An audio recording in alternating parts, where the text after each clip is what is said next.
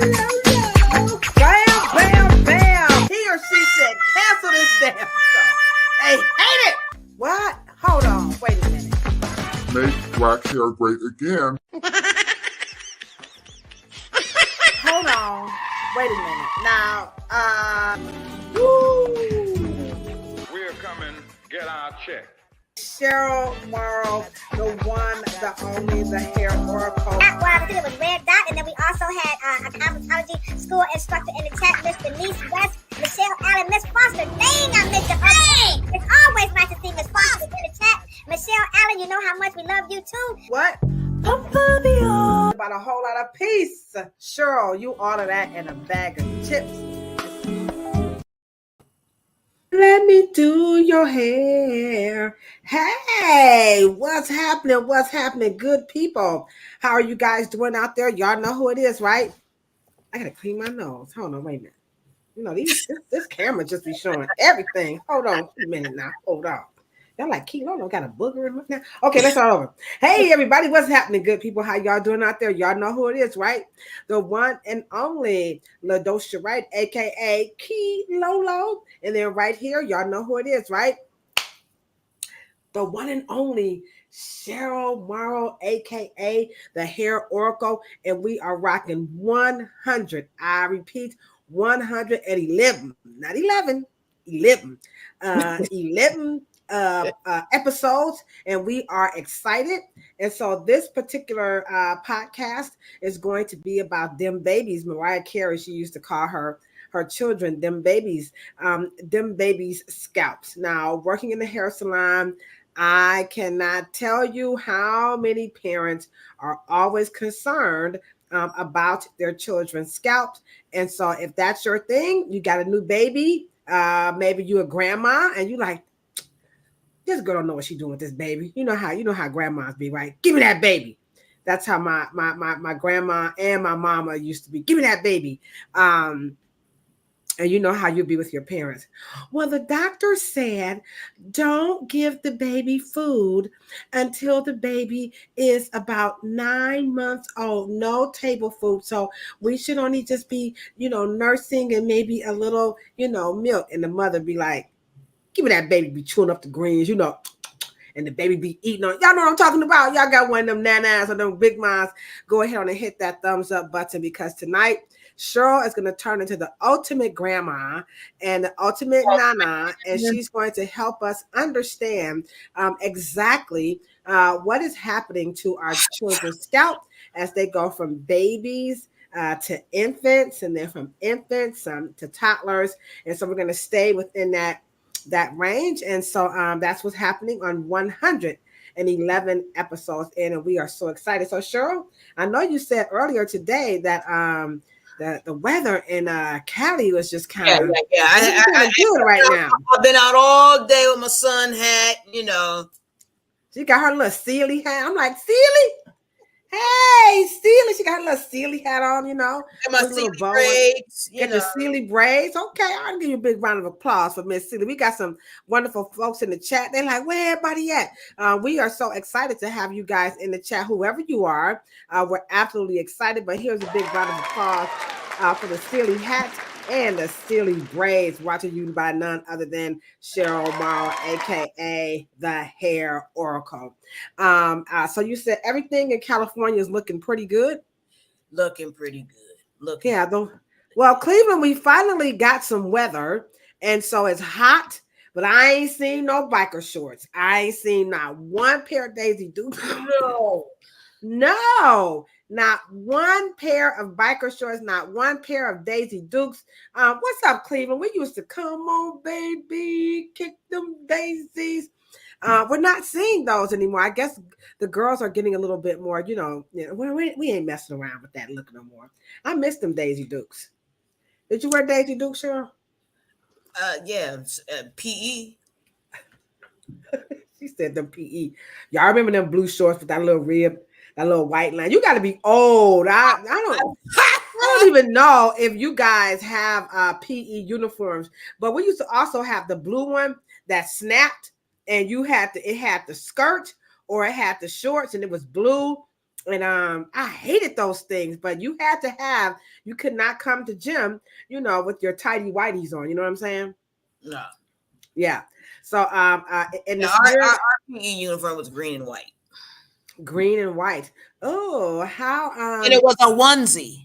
It was a onesie. Oh, okay. How private schoolish, green and white. Ours are like prison uniforms, that blue. I'm sorry.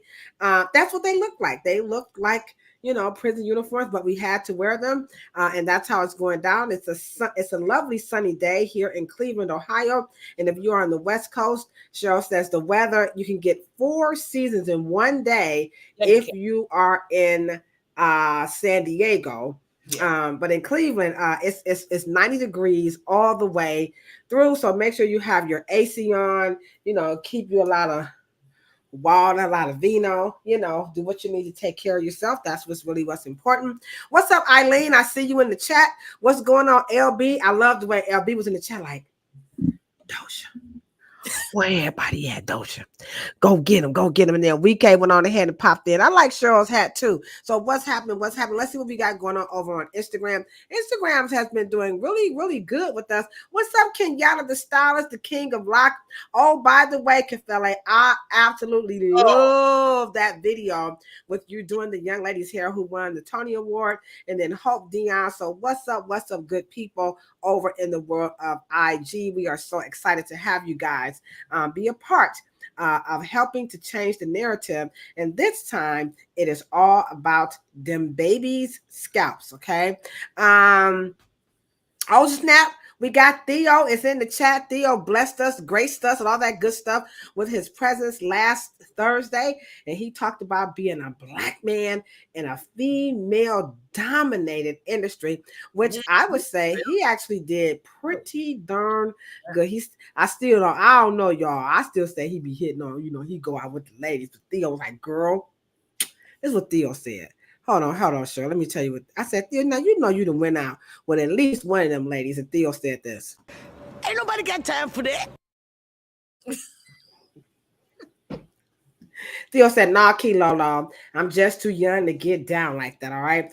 So let's play our music by Sister lovely Rachel Evans. It's called Sister, Let Me Do Your Hair. As we let some more people come on through, and go ahead and take this opportunity, by the way, to like, share, and if this is your first time, subscribe, because you're going to be in for a pleasant surprise for our 111th episode. It's going down about them babies, their scalp and their hair. This is very important, and so I'm just waiting for my music to cue on. And I don't know what's it's fine. But you know what? I will say that when you go live, the server is telling you, I think this is a very popular time to go live, and so it just doesn't, there it go. All right, that's all right. Here you go, y'all. No, it's on. It's been on. Oh, it's just me. I'm always tardy for the party. Yeah. Hey, come on in. Come on in. This is a wonderful, wonderful episode. We have 1 solid hour of baby hair power, baby scalp and hair power. Let me do your.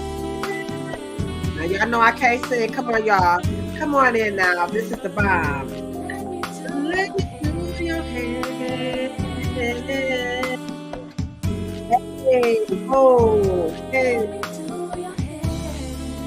Come on in. I see you, Miss Rwana. I see you, Theo. I see you, Eileen. I see you, PK. Are you guys getting our trolls? We love our trolls. It's okay. Let's see what we got going on here. IG. All right, IG is still looking pretty good. Welcome, Instagram.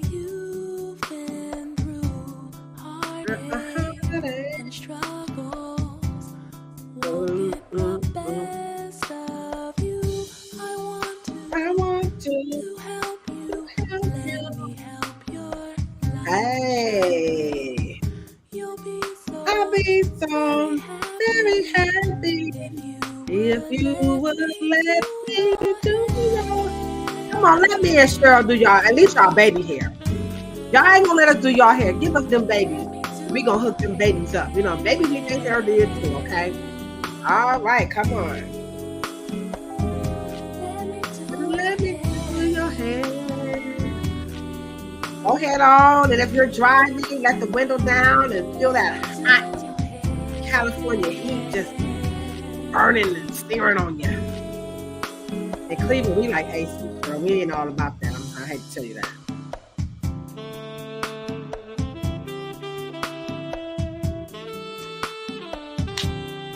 Hey.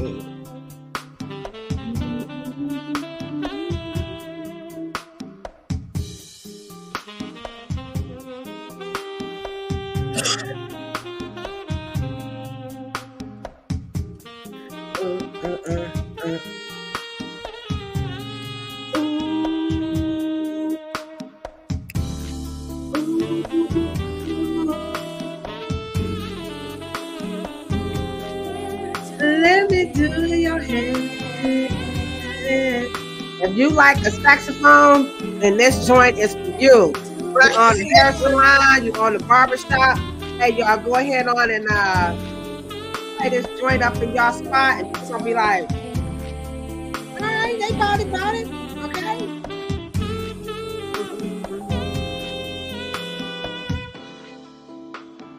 All right. And again, if you want to purchase your very own copy of our Sister Rachel Evans' Sister Let Me Do Your Hair, she says, hey, it's available on all the platforms. She also appeared in the live chat, giving us permission to use the song. So YouTube can stop flagging us for not using this, for using the song. Excuse me. So again, that's Sister Rachel Evans, Sister Let Me Do Your Hair. It's just such a beautiful song. And so we're going to go ahead on and do our current events before we hop into our topic. Again, it is all about them babies, the baby's scalp, the baby's hair. And we're going to go into detail a little bit more because I think a lot of people just don't quite understand, what is happening to the baby's hair as the baby, again, go through what Cheryl talks about, these stages, the actual hair. Okay, so we're going to go into that a little bit more detail. But let's start off with today's current event. And have you ever read the Allure magazine? Mm-hmm. I don't know. A lot of people are like, I don't buy magazines anymore. I just download them. Well, Allure magazine is it's actually one of my favorite magazines. Really? I do. I love Allure magazine. I love their content.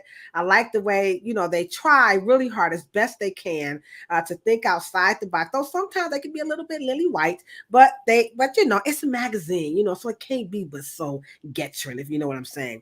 But every year they like to, share with their readers a poll where they ask people who read their magazines what are their favorite products and favorite tools. And so I often turn to this before I became a cosmetologist. They have, that magazine is everything hair, skin, and nails, and then some. Though it's a little New York centric. Mm-hmm. So it's in New York. Let's talk. Why are magazines always New York and LA centric? How come Cleveland? We can't get no love. It's always like you gotta have a lot of heart to live in New York. Why are magazines? All the publishers are there, so most times they're doing all of their little focus groups and information and ambassadorship and.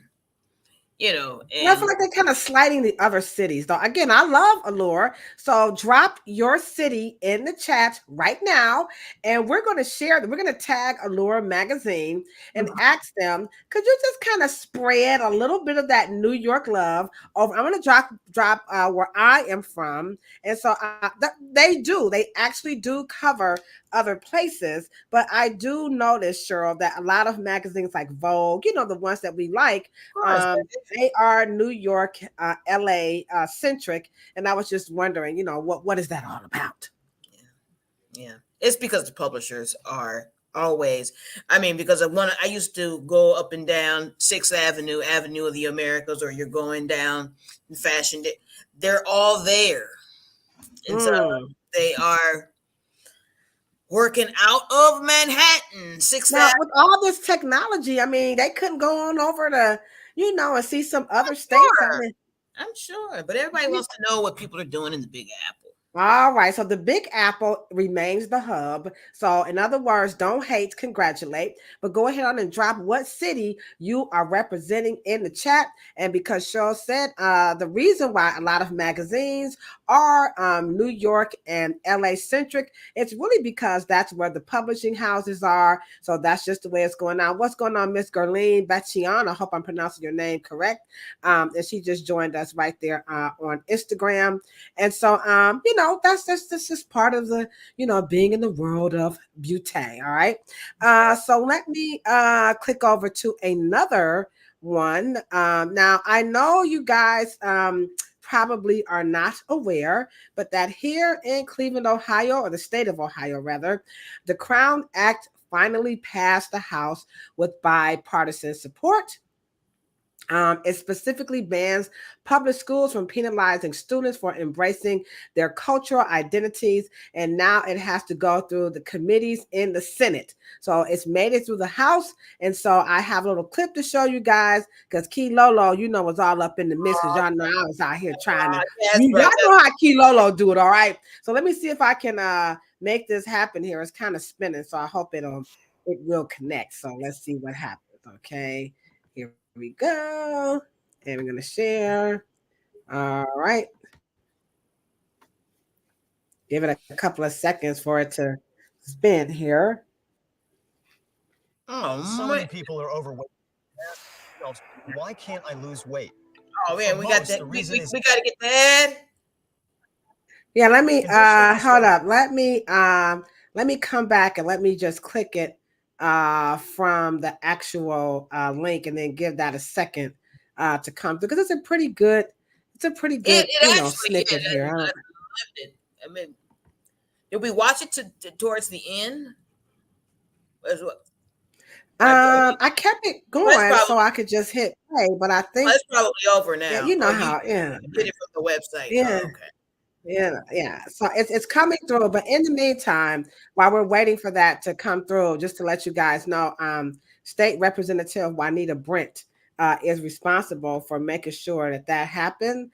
And so we're just uberly excited. If I can, I can't get it to play. I don't know what's going on with my internet. Okay, well, if I can get it to play, then I'll come back and I will most certainly try it again. Yeah, but just tell us. Go ahead. Yeah, so that was it in a nutshell. They took the opportunity to do an actual follow-up on the story. Ohio has been fighting for that Crown Act for about 4 years now. And so Juanita Brent, she is the state representative. You're breaking up. Yeah. Along with Paula Hudson has been just working really hard to make that happen. And so I think it's really important because as we press on with Afro hair science, I feel that as these laws pass, it's definitely going to justify why we need to level up the education in barbering and cosmetology. But that's just my 2 cents. What's your 2 cents, Cheryl? Well, I think it's time, like we said this morning, I think it's time that at least all states get on board, and then maybe they'll have the incentive to fix it, right? And I know no one thinks that there needs to be fixed, but it needs to be able to work. The incentive to not discriminate needs to be a little higher, and the most important factor is that the public employers. And school principals and school boards have a path to making sure that no one misses school.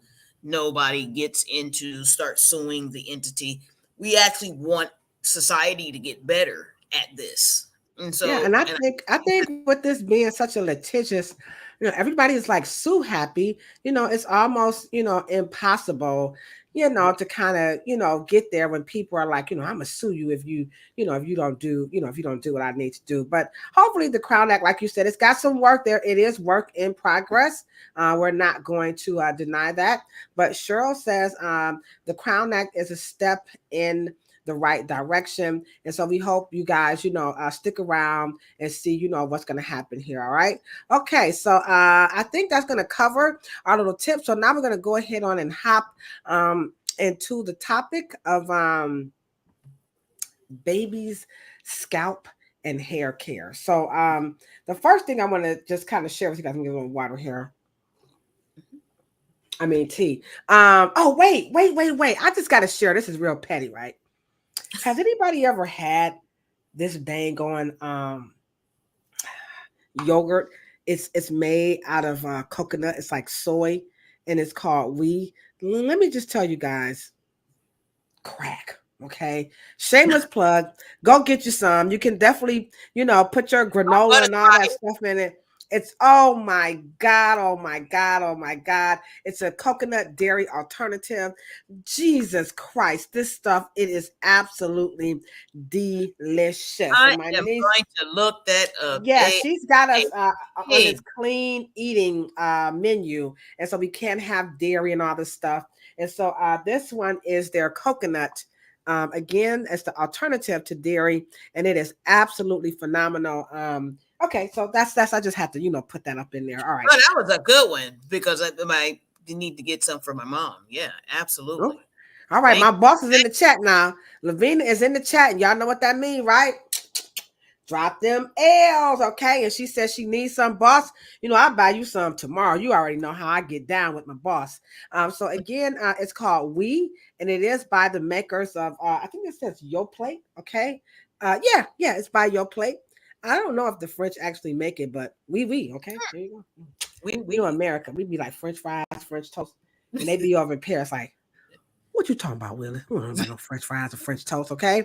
But anywho, that's how it's going down. So let's hop into this topic about, the baby's scalp and the baby's hair care. And I'm just going to, share with you some of the top concerns that people have about their children's hair. It doesn't matter if they're biracial. I'm not going to go all off into that. Excuse me. But just some concerns in general. So the first thing people always want to know about the baby's hair is, number one, when to wash it and what to wash it with. So people come in the hair salon all the time and they are looking for stuff, which that is going to be our topic next week. Cheryl is going to take us on a deep dive in defining what is or what are children's hair care products. So we need to know that, but that's for sure. They want to know, like, what should I be using, on my baby's hair, and when do I start this child's hair care? So let's very good question. Yeah. So because you get all these different, like I said, the doctor is saying, oh, just a little warm towel and just wipe it. And then Big Mama like put the baby in the water, wash the baby up, So, it just, and then you got your granola babies that are like, well, I'm going to take some coconut oil and I'm going to gently emulsify it into the baby's skin and fletch it, all this other crazy stuff. So let's start right there. Okay. Exactly when is a good time to begin to clean the baby's hair and scalp? And what should you use? Now, we're going to go more into detail, guys, on the next episode. But for now, let's start right there, because that's well, when should I do it? So I'll tell you my baby story. Because y'all know Kilolo. Y'all know I tossed that baby in the water upside down. You know what I'm saying? Okay. All right. No, I'm just kidding. Oh, no, seriously, I did. Cheryl, when do they wash the baby's hair? Okay. And what? Okay. Can you guys answer me a question first? Okay. And Miss Kilolo, I'm going to ask them this question. Kilolo. Wash it from what? Like, good answer. Come on, survey says. Come on, y'all, put your hands together. I'm going to tell you what we're gonna wash it from. Now remember, first of all, I started off as a teen mom, and then second, then I was an adult. So I'm still having some of the, angst and stuff I carried over. Okay. But I would say that what we want to wash the baby's hair from is all the throw up and that dang on milk. Because the baby, the milk be getting behind the baby's ears and the baby always throwing up, and then you got, Nana with her stinky perfume be wanting to hold the baby, so that's to me why the baby hair needs to be washed, because the baby is always throwing up. The milk is always, they spit the milk, what babies do, you know what I'm saying? So, and then, like I said, people holding the baby and their perfumes and stuff, kind of get on the baby. And so to me, that's why I would want to wash the baby's hair. Okay. All right. Okay. And obviously I've had babies in very close proximity, but I have to admit that the doctor is correct. You know what? Hold on, y'all. Hold on. Wait a minute. Wait a minute. This never goes the way that I think it would go. She says the doctor is correct in not washing the baby's hair. And I say this. What you talking about, Will? Come on, sure, the baby got throw up and can't we just, I ain't gonna lie, I used the Johnson's baby's, shampoo, and I just washed the whole baby up. You know what I'm saying? The hair and everything. Okay, so I'm telling my story. You guys share your story. I'm asking you. You would put your baby in tap water? Okay, hold on. You know how when it's time for the baby shower and then you get to say what you want for the baby, how many people want that little sink, that little baby tub that you can put in the sink or the tub? Or if you're from the hood like me, you put the baby in the sink without the tub, but I want it to be fancy. So I did put the baby, in the water in the sink, and I, was sponge bath the baby. Oh, chat, don't get quiet. All right. Share with us. Did you put your baby in the water? And Key Lolo says, yes, I did submerge my baby in the water. And I sponge bath and I put this, the shampoo, and I washed the baby up with the whole thing, with the soap, the baby shampoo. I used all of it. So, but that's me. That's my hood life. And then my next baby, I did the same thing. And Cheryl is like, girl, is you crazy? So wake up, chat, and share with us. We have some mothers in the chat and some papas. So share with us. Did you put your baby in actual water when the baby, I would say maybe like 3 weeks or something like that. I was putting the baby in the water. So, okay. No, because it's very interesting that you said, because when we are bathing a newborn, right, the baby ain't touching much, right? It's really not touching much. But we put, and another question before I get into it, I know I'm asking an additional question. Do we know the difference between a baby shampoo and an adult one? Yes. Okay. In the chat, how many people in the chat know the difference between a baby shampoo and an adult shampoo? And all of our family on Instagram, please, drop your comments in the chat and share with us. Is there a difference between the baby shampoo and the adult shampoo? And I'm going to say, of course, there is a difference, because the baby shampoo won't, the baby wash or whatever, it doesn't sting the baby's eyes. So to me, and of course it's gentle, it doesn't have all that, perfumes and all that stuff we're concerned about, like babies, they got the baby stuff, you know what I'm saying? So I've bought into the baby. Right, but you can read the Google version. What you talking about, Willis? You just read the Google version. And what would I type in? Baby shampoo, VS, period. All right. Shampoo. Cheryl's all right. Okay, baby shampoo versus regular shampoo. All right, guys. Here we go. All right. Let me come on back. Oh, here's my thing. Okay, guys, I'm going to get ready to share. Oh, LaWanda said, I don't have children. Oh, what a cop out. Come on, guys, get involved. Answer the question. Don't be afraid. Don't be shy. We see you, Instagram. Come on and share your thoughts. Are you putting the baby in the water? We are here to help you out. So let me just go over to some lookership right quick. We're going to go over to Google University, and we are going to share the screen. And here it is, live and direct, Cheryl. Let me just come on up. Let me just make it a little bit bigger for everyone. All right, so there is telling you first, baby shampoos have more water.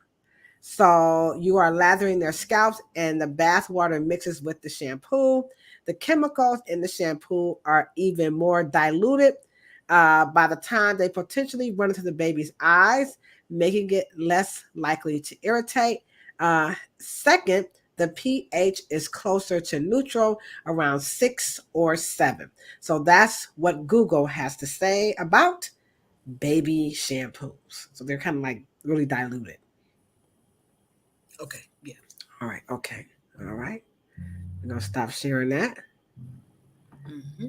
All right. Okay. So now where we going next? Where we going next? Okay. And one of the reasons why, our ancestors, especially on the plantation, would go to much more of a natural fatty, kind of bathing, oil, or they would actually take oil so the baby will not touch a lot of water, so they don't have a lot of fungus growth. Because of course, drying them completely and just submerging them in hard water, and I know we're trying to bathe them as if they worked a 8-hour job, but but it is preferable that you take a warm rag and just wipe them down. All right. So what about the milk though, Cheryl? The milk and the throw up. Like, don't you need some soap to get the throw up from behind? You know how it gets underneath the little babies. I still got my baby creases in my neck. You know what I'm saying? Anybody still got that baby creases from when you was in your mom's belly? Don't be hating, y'all. Come on now. I know this was in my mother's belly. So I still got my neck creases. So we gotta lift that up. And don't you want to put soap to get that baby vomit and milk out of that with some soap and water? But when you're talking about soap, you're talking about soap scum. And so one of the things that when they start getting skin irritations, at least you have a very softened water, maybe with some baking soda, and then you just go ahead in there with something herbal and just warmly wipe them down because their skin is very sensitive. Well, I hate to tell you guys, but maybe that explains why the baby always had a rash. So we're going to work our way backwards into the topic. We're going to go from rash, and we're going to go over to ringworm, and then we're going to come back and close it out with cradle cap. So that is one thing I will admit. The baby always had a dang on rash of some sorts.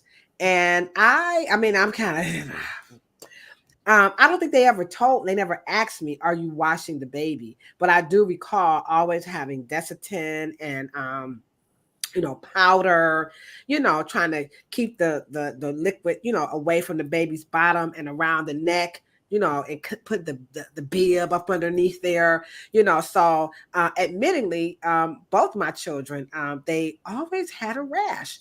And so you think that me washing them had a lot to do with that, or? Absolutely. Because there's minerals and chemicals in water. And just because your tough adult 50-something-year-old skin can handle Excuse it. me, I was 16. Hello. Right. Just because you're 16, tough skin, well, was appropriate, but it probably was a little too harsh. And then you double up on the shampoo, and then shampoo leaves scum. See, it leaves scum, and so there's always something there left on the skin once you do it that way, especially if you have hard water. Okay, so two things. Number one, how do we know what's hard water? And two, elaborate on scum, because it, to me, when you wash the baby, and you rinse it, the skin kind of skips, like it's really clean. So, so to me, that anybody else, just to chime on in, that to me that meant the baby's skin was clean because it kind of had a skip. It wasn't still slick. So you're saying that the hard water. That's a very good observation, because people will clean and then put oil on it. And then you guys say you're trying to get rid of the oil. Well, we're using the oil because we're trying to moisturize the baby. That little chubby, that little pooter skin. We want that. We want the pooter skin to stay supple. So we wash the baby and then we put the oil or the cream. Right. So why did you wash? Okay, so let's follow you light the natural oils, but you guys go in with the tap water and then double up with a soap. That makes it dry. That means it's clean, but then you put oil back on it. And then that is when, of course, the immune system, especially babies, they get rashes. That's a lot to do. You can just warmly take some baking soda, soften up the water really quick, right? Activate those minerals and those metals in the water.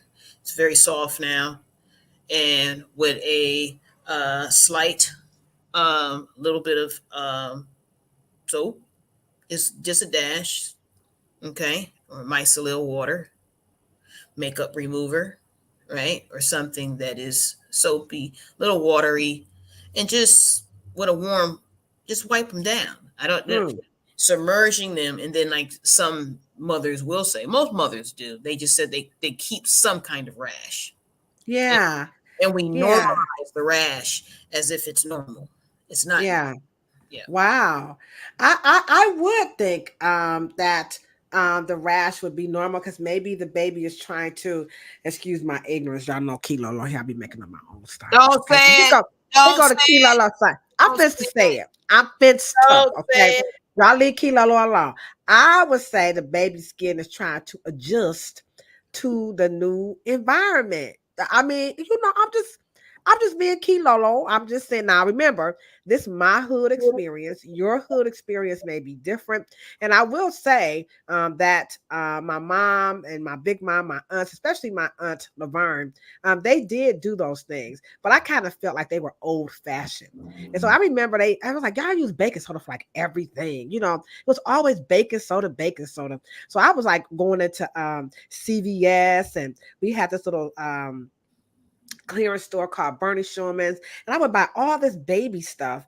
And again, my son, both of them, the rash around their neck, the little pricklies, on their face, and then of course their bums would have rash. And I knew that I was changing the diaper, so it wasn't like they were wearing soiled Pampers. So what is it about this cleansing process that is going to promote the rash that keeps us back and forth between Desitin and baby powder, and do those help?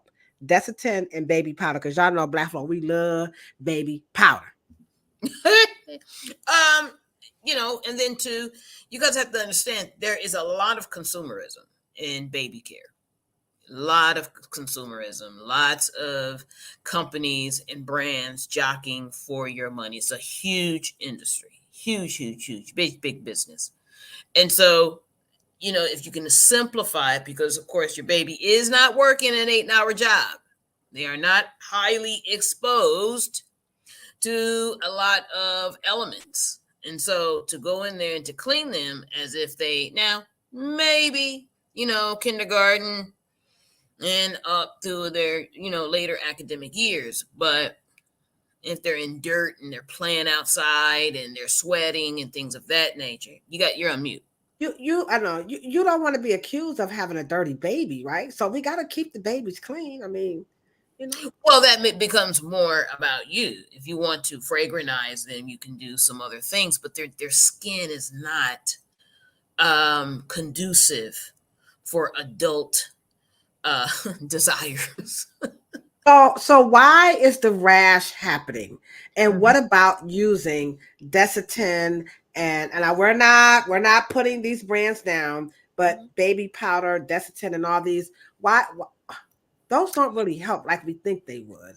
In some instances they can, but I kind of felt like the baby powder was clumping up. I mean, if you can relate, again, hit that thumbs up button. We are 111 episodes in. We're talking about baby scalp and hair care. So so the powder and the Desitin, it was kind of like a hit or miss. Right. It's fascinating that this conversation would, because this is perfect, because more babies actually need to be using more plant-based and more natural, but we don't look at it that way. We think that the baby industry is automatically a natural thing, and it's not. You know what I mean? It's really not. And so it's the difference between talc, okay? Because remember, we have lots of talc toxicity. We have a lot of talc, bad reputations of talc, but they haven't changed baby talc. It's very strange how the industry works. But to be able to, and I remember my grandmother actually literally telling my mother to not use talc, use cornstarch. Yeah, I remember that too. But again, I was really young and I just kind of thought that stuff was just so outdated. And I was kind of into that designer look with the Johnson's baby. You go to the store and they have the kits. Y'all know what I'm talking about, the little baby brush and a little comb and little booties in there. You just want to, you want to look, all of your baby wipes and things of that nature. So we're talking about talcum powder. We're talking about Desitin. And then, of course, we're also talking about baby wipes and rashes. So what about baby wipes? And then a little bit more about the rashes that we see under the neck, on the bum, and sometimes those little prickly bumps all over the face. And I'll tell you what they say to do to get rid of those prickly bumps. Basically, it is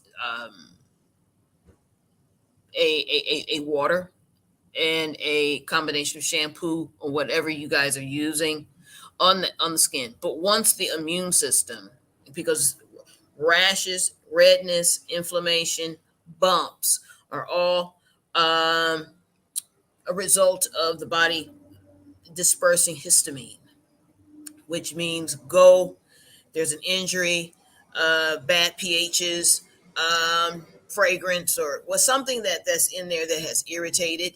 Okay. And of course, the baby's hands are usually a lot of places they touch other adult peoples and surfaces, and then they'll put their hands on their skin, right? And so there is a much of a need to make sure that baby's hands stay clean. I know we don't think about them like that because we're always worried about our hands as adults, but baby's hands are a lot of surfaces that we don't probably pay attention to. But the redness, the bumps, and the hot, inflamed, those are all autoimmune and because of histamine. Wow. All right, people. So don't do that. Don't be like Lolo, putting the baby in the water and buying all of that stuff. You don't. So Big Mom then was right. Big Mom knows everything. But to help us learn some more, to help change the narrative about scalp and hair care for babies, Shirley's going to show you guys what you need to do right now. We're almost halfway through. So here we go, Shirley. Break it down, what they need to do. Come on, y'all. Help us out. Hit that in it! Yeah.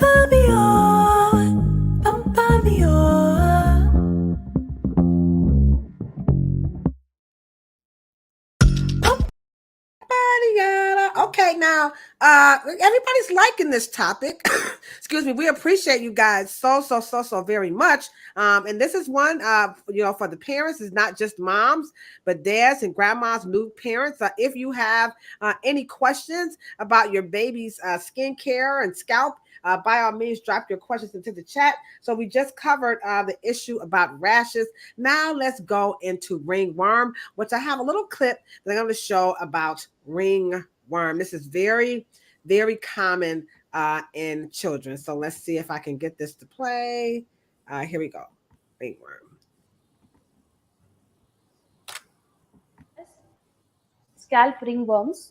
This is not a worm, but an organism like a virus or a bacteria, which is not visible to the naked eye, but it causes infections of the hair, skin, and nails. The specific group of fungus which causes the scalp infections, it belongs to a group called as dermatophytic fungus.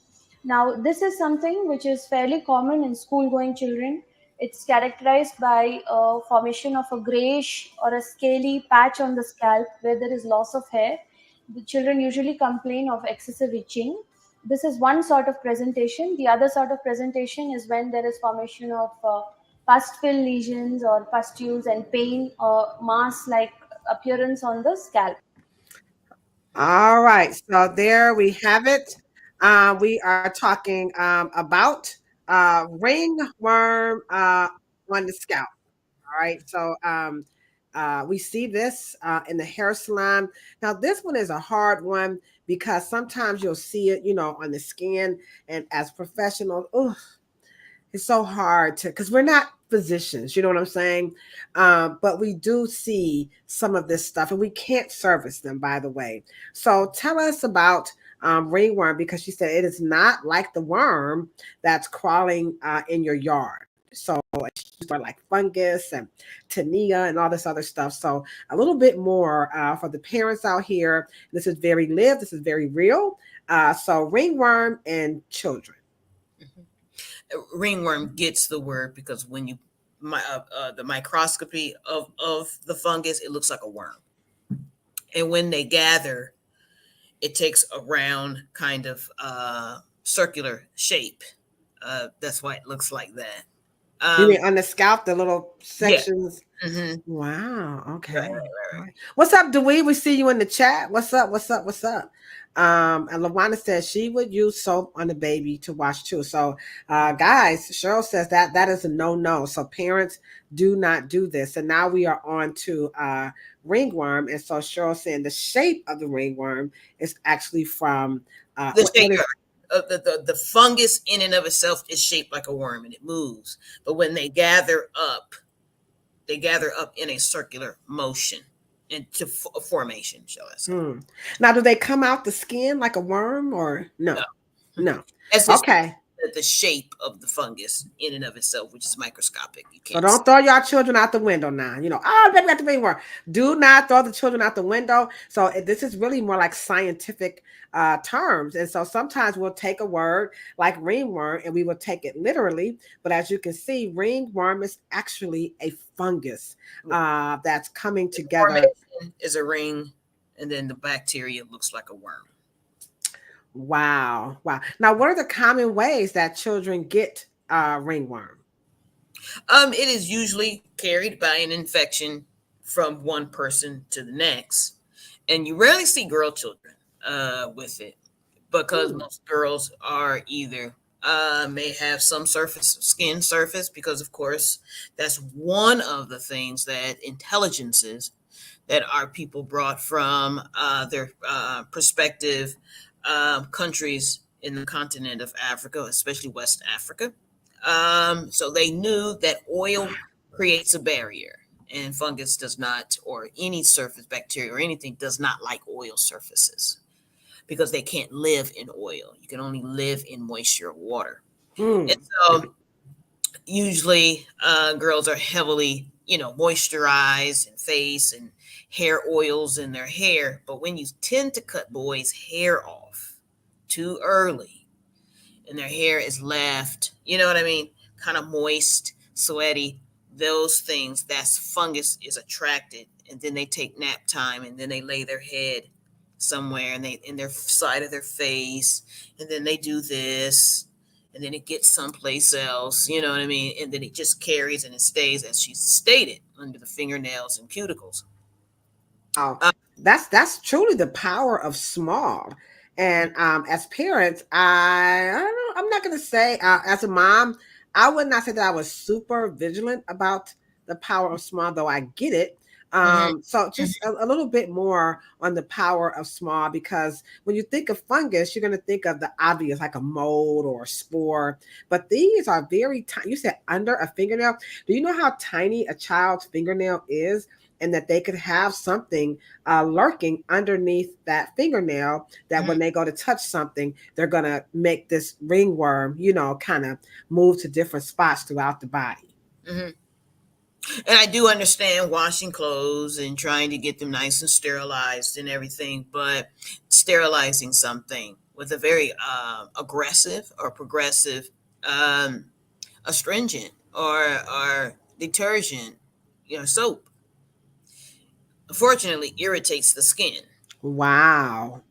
And so you end up going to the dermatologist, maybe, or over the counter, maybe something is prescribed, but it is to kill the fungus. And most times the side effect is extreme drying. Oh, wow. Because you have to absorb. You have to get that water, that wet surface, and so even though bathing is just as effective in you guys trying to remove what's there, problem is that we do not focus most times on making sure the baby is completely dry.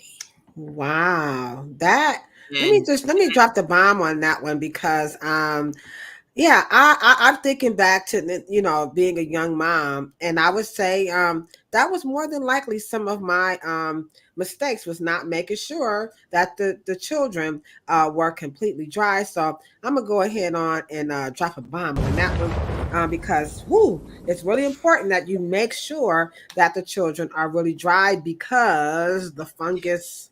Well, you guys, we get it as adults. When you guys dry your body off, and then you go and you don't really dry your feet off well, you guys will leave some moisture, and then you put your shoes on, and then the next day you'll have a little cut under that baby toe, and that fungus hides into, because your baby toe actually folds over the most, right? Yeah, like a monkey.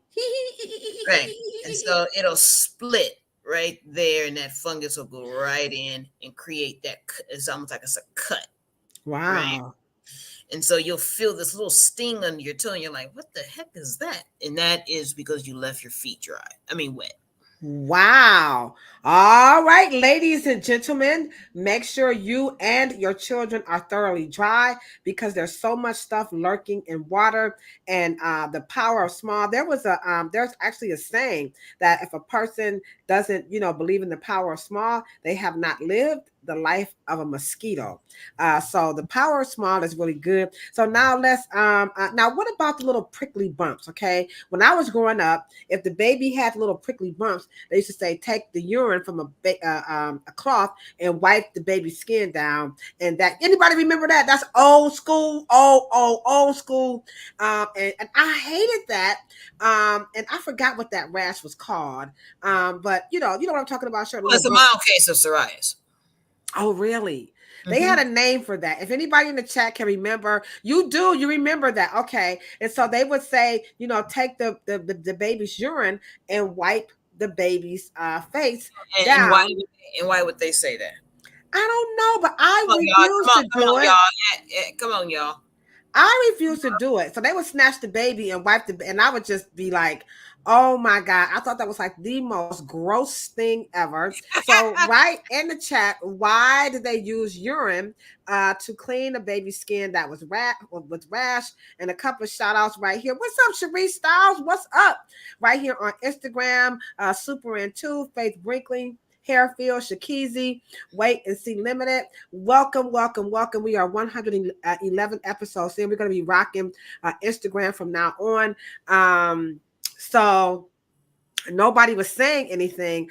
I can't imagine why they would use maybe the pH in urine, though I don't really know what that means. But I just didn't like it. But they used it. It did work. I'm not going to lie. It did work, but it was, and then they would say you could use it on your skin. So if your skin was bad, they would say you could take the baby's urine and you could wipe down your face. And my son's aunt, her name is Lady, and Lady, don't kill me, but Lady, she swore by this pissy pamper on her face. And y'all know me, I was like, now listen here, I'm from the hood. But I ain't that hood now, you know. But she swore by it, and admittingly, lady had absolutely beautiful skin. So no one is bold enough to answer. They may have. I said maybe it's the pH, though I don't know what that means. You know, so why wipe the baby's face with urine when they have that little rash, and adults use the urine diaper too? Right. They don't even make. Do they still make clothes diapers? It does work as an effective, antiseptic, because urine is a waste product, right? Ah. But it doesn't have enough. You know, it's almost like urine. The reason why they call it urine is because it's mostly urea, right? But it's supposed to be a extremely good astringent. So now we wouldn't have found that out if we had a cosmetic and a toiletry bag as people. But of course, desperate times calls for desperate measures. But that is that particular kind of plantation that we used in terms of understanding about certain waste bodily fluids does clean surfaces. Wow. Yeah, and the prickly bumps is just, of course, you have to remember now, babies do not have enough dermis develop at that time, so they don't get pussy, right? Okay. Mm-hmm. But they do get clear. And so that is a once there, you know that there is no pus in it, or it's not wet. Right. It's like more of a raised. Yeah, like it's raised like grits. It looked like grits on the skin. You know what I mean? It's more of an autoimmune defense healing mechanism versus a cerebric disorder. So, all right. Well, once again, Big Mama and them, they knew exactly what they were talking about.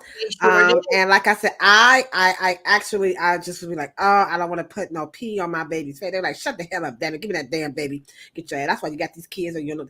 Anywho, and the doctor would definitely, oh, this baby's skin cleared up. What did you do? I'm like, use the medicine. I surely did not want to tell the doctor, my big mom and my mom and my aunt, wipe my baby's face with the PP diaper. But anywho, we're not pushing you to do that, but it did work. So there you have it. And again, we are 111 episodes in. We got our last one. So Cheryl, let's get down into Cradle Cap. This is what everybody is ready want to know. What the French toast and bologna sandwich is Cradle Cap. So I am going to play a little video, and let's hear what the doctor has to say about Cradle Cap. So this is going to be interesting. Here we go. Your newborn baby has it. Well, Cradle Cap, which is medically known as seborrheic dermatitis, is the name used to describe the appearance of crusty, scaly, or oily skin patches on your baby's skin. Now, it's most common between 3 weeks and 12 months of age, and we'll take a look at some real-life clinical photos of it so that you've got a better idea of what it might look like later on in this video. Now, the scales are usually found on the scalp and face, but they can also appear in the groin or the nappy area. Now, common signs of Cradle Cap include patchy scaling or thick crusts on the scalp, as you can see here. You may also notice oily or dry skin covered with flaky white or yellow scales. You may also notice small, dry flakes of skin in the nappy area. Now, it's important to note that whilst the scales will look similar on all babies, children with black or brown skin might have lighter or darker skin color underneath the scales, whilst children with white skin may have mild redness under the scales. Now, we don't fully know the exact cause of Cradle Cap, but it is not contagious, meaning that you won't catch it from your baby, and it's not the result of poor hygiene. In fact, it's really common amongst newborn babies. Now, as a new parent myself, I know it can be alarming to see your child's skin flaking, but fortunately... All right. So He is saying that's very good to know. Very, very interesting. The cradle cap is definitely going to look different on children of color because of the color of their skin. Also, he kept using the word nappy, and I believe that's the baby's bottom. In England, they call it the butt. The nappy, okay. So the cradle cap can be on the skin as well as on the scalp and in the eyebrows. But what he did say is that they don't actually know what cradle cap is, where it comes from. They don't know the origin. So let's see what the hair oracle has to say. Oh God, come on, y'all. Oh gosh, here we go. Here we go. IG, I hope you guys are ready for this one. I'm not sure they say they don't really know. I mean, Well, usually when doctors say they don't know, I don't think that they're saying that they don't have a clue. Okay. What they're saying is, and I know y'all gonna be like, what you talking about, Willis? But I do believe that and most babies, and of course, the mothers would bring their babies. But I believe when they say that they have not, they have such a connection with pharmaceutical, and because their pharmaceuticals have no answer for it. So I think that that's what they're saying. They don't know what causes it because we haven't created a medicine to sell you yet. And they probably can't give babies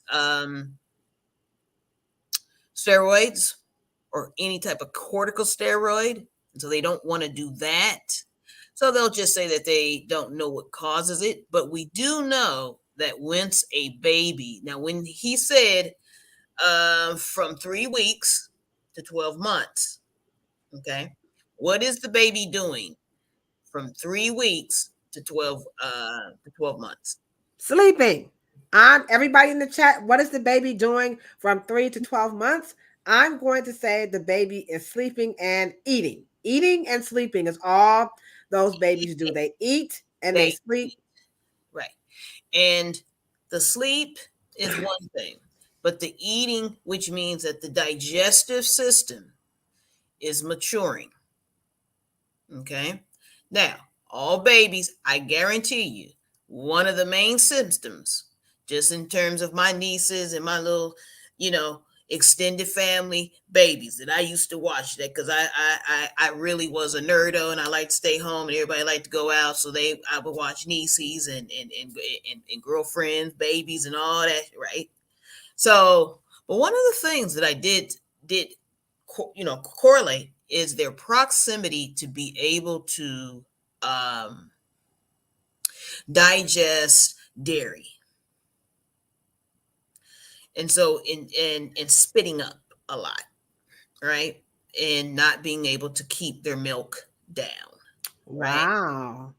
And so they would, and I think it's autoimmune because of course they, but because if there's no money in it, they don't research it. I'm sorry, to say that. But when he said we don't know what it's not that they don't have a freaking clue, because of course there's all types of hormonal changes between a baby in 3 weeks to 12 months. They know what's happening to the baby's body. Okay. But it could be some hormone that the immune system doesn't like, that the enzyme that's getting from the mother, if she nurses, or if they're using some artificial Similac or some kind of dairy, that the immune system, and then they end up getting a hormonal disruption, and then you have this proliferation of scalp skin. And the reason why they call it cerebric is because, of course, sebaceous gland. Cerebric is sebaceous. That's what it means. And then dermatitis means on the dermis, and then itis means inflammation and swelling. That happens in the digestive tract. Wow. Now I will say, with my first son, I didn't nurse, as a teenager. This is going to sound crazy, but remember, this is my own story. I thought nursing was like the most grotesque thing ever. So they tried to get me to nurse, and I was like, absolutely, positively not. And so he was just always sick with something from that dang on dairy. While CJ, on the other hand, I did nurse him. Y'all know I had, Key Lolo had growed up, had went to college, got with a little black power fam. You know what I'm saying?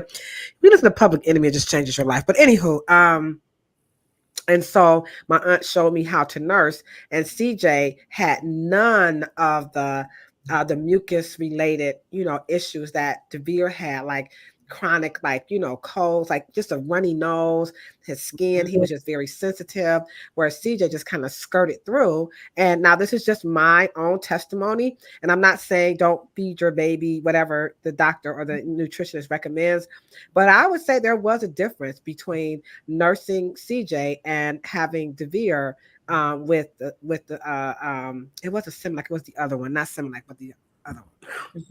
I got it. Well, it's just an artificial supplementation of the Mallory enzymes that should be in the milk, and so your digestive tract should be developing very quickly when you're a baby, right? And so, and I do think that there is a link there, and that's just only doing a process of elimination, especially when you deal with hair loss. And then you understand how the immune system is highly connected, because it creates, that's the system that orchestrates wound healing. Very connected to the largest organ in the body, your skin. And so we can do, but the problem is that they rather sell you a bunch of topicals and a bunch of tinctures and a bunch of serums and a bunch of oils and a bunch of creams. They rather do that, right? And then most of these things are for, then they intercross with dandruff, Right. It was Infamil. That was the formula that Lulu drank. It was Infamil. Very synthetic, and it's very, and let me just say this: one of the number one disruptors. I know most people talk about hormonal disruptors, but it's sugar. Wow. And sugar is horrible for a developing digestive system, because the enzymes have to work so much harder to get the sugar out. So the baby formula has sugar in there. So it's sweet. Wow. I never even taste. Ain't that something? You feed this stuff to your baby, and I never. You wouldn't want it. Yeah. He would spit it up a lot. Yeah. And my mom was always doctoring it with what's that baby oatmeal, cream of wheat. making it and then that's even more sugar. No. So, right. And so this did probably most likely Devere just didn't, his digestive tract did not have enough probiotics to deal with the sugar. Yeah, he was a mucusy, snotty nose. He didn't have asthma, but boy, oh boy, he could roll up some. There aren't too many pictures with Devere without some type of mucus all over the place. So this has been absolutely jaw dropping as usual. The chat, they rocked it out. I'm sure they found the content very, very, very interesting. So we're going to be back next week, and so we're going to take a deep dive into what are baby hair care products. That's going to conclude our month's topic about boys. And then we still have one more person that we're going to interview on the last week. And that's going to be Hosea Hicks. And he's going to talk about, being our male hairstylist better than women. But in the meantime, this Thursday, Danny Michael, right here in the center, he is going to join us, and we're going to talk about the lost art of shaving. So I'm going to be reaching out to a lot of brothers who are in the industry, because remember, Planet Pluto Pseudo is specifically for the licensed professionals. And Danny is just, oh my gosh, there are no words to capture his level of excellence, his commitment to more education. And he's the perfect person to talk about this. And next month, of course, we're going to talk about sisterhood. So we're going to go into the women, and here we're going to take the same topics, right? We're going to flip them. We're going to see how does the women respond to the very same topics that the men are covering. So, Cheryl, any closing thoughts? This was very content heavy. What's her name? Dewey said this was a great topic, which I agree with Dewey. So any closing thoughts about the baby's skin and hair care? And well, you said we were going to get into product later. Yeah, next week. Yeah, next Monday. Right. Yeah, great topic. I do believe that it's not talked about as much as it should be. Yeah, it just does. I think people are just expecting. I don't even know if they have books on it. Wow. If we have, I don't even know if it's in prenatal care. I don't even know if it's. I'll grab some prenatal stuff. I'll see if I can get some stuff. Outreach work. I'll reach out into my vault and see what I can come up with. But this is really important because new moms are at every age. They're same-sex parents. They're adopting children. They're they're also foster parents, or they do a lot of babysitting. So this topic is very, very important. Please go back and rewatch. The information is very, very good. And so, Cheryl, you say? I do think that we have an ebook. I'll make sure that I send it, because I don't have to look for that one, because we were, I think, talking about that somewhat. And I'll send it and see if we can probably, if you guys email us at afrohairscience@gmail.com, yeah, we will be sharing some of these ebooks. It's very important, and I wrote them, and they're free. All right. So there you have it. Email us at afrohairscience@gmail.com. Again, don't forget, licensed professionals, natural hair lovers. Don't forget, we are going to be hosting the Afro Hair Science Summit in 2024, and that's going to be located in Cleveland, Ohio. We have 3 wonderful locations, and by the time we come back next week, we'll have a little bit more going on about that. But you'll need some support, so make sure you email us, and Cheryl and I, we got your back. All right. So Cheryl, I think we did a really good job. Everybody in the chat gave us some thumbs up. We appreciate you guys. And again, we're going to be back next week. Go ahead. I'm sorry. I can bring up just one thing. Yes. And if you do have a child, or access to a child, or a niece or a nephew, or your own, please don't scratch it. Please don't be picking it like dandruff, y'all. Don't take it off the surface of the scalp. It will drop naturally. It'll fall on its own. Yeah. Okay, so I know it's hard for us to resist the picking, because all those videos about busting, acne, I see. Anywho. So Cheryl said, please don't do that. Okay. Thank you guys so much for joining us. And again, we're going to be back next week, and we're going to be discussing what are baby hair care and children hair care products. All right, Cheryl, you are the bomb.com as usual, and it's going down. That's what's happening on the dumbest that people say about black hair, and that is cradle cap. They don't know where it comes from. Cheryl says, I think they do. They just, being guided by the pharmaceuticals. All right, guys, have a wonderful night, and we shall be back. Oh, thanks, Instagram. Cheryl, you ready for the chit chat tonight? I'm ready.